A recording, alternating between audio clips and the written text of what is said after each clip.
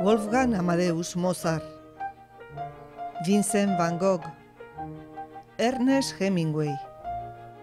Los tres fueron genios que vivieron al filo de la locura. Y no fueron los únicos.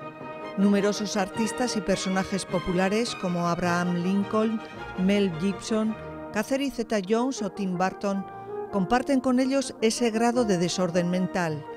Todos ellos han padecido o padecen trastorno afectivo bipolar. Oh, tío, ¿alguna vez has querido volar?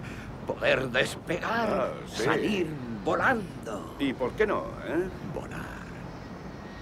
¿Y por qué no?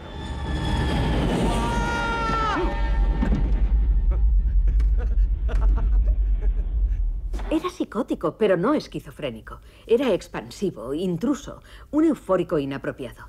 Creo que es maníaco.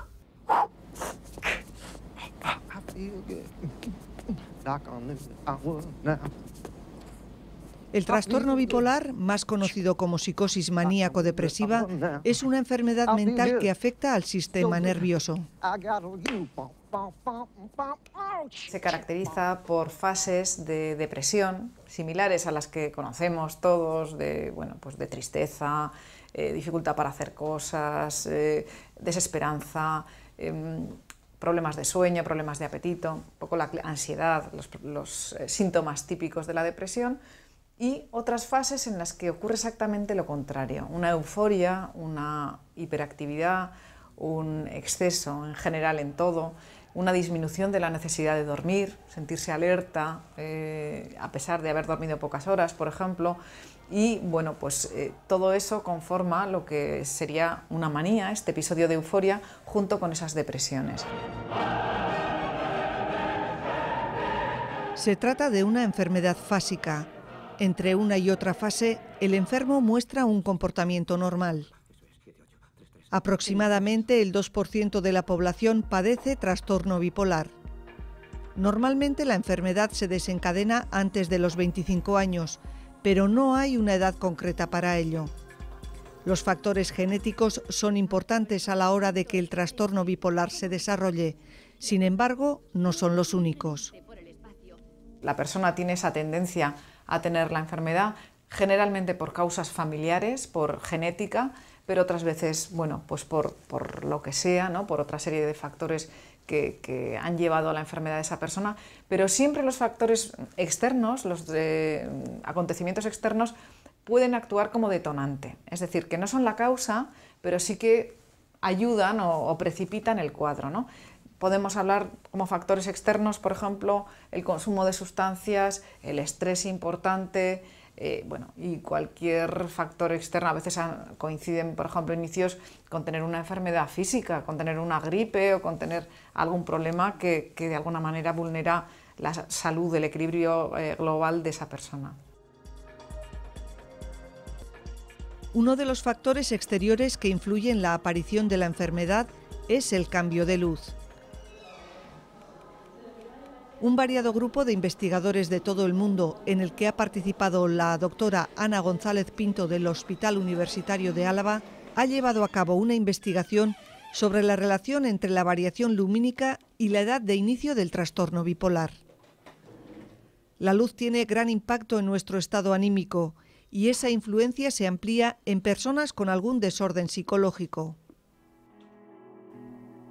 En el estudio se han cruzado los datos de 2.414 pacientes bipolares de distintas zonas geográficas y la conclusión fue que las grandes variaciones de luz tienen una relación estrecha con la edad de inicio temprano del trastorno bipolar. El hallazgo que encontramos fue que no es tanto la cantidad de luz la que afecta al inicio más temprano del trastorno, sino la variación en la luz.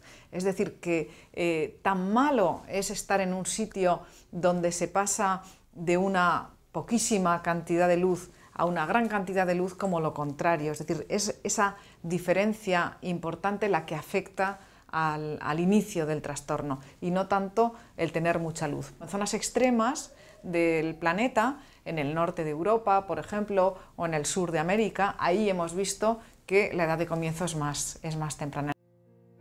La conclusión de la investigación es que los factores ambientales influyen en la edad de inicio de la enfermedad y que su peso es tan importante como el del consumo de sustancias. Aunque el estudio se ha centrado únicamente en la variación lumínica, no se descarta que este tipo de influencia pueda aplicarse también a otros factores ambientales. Los resultados han puesto sobre la mesa nuevas cuestiones.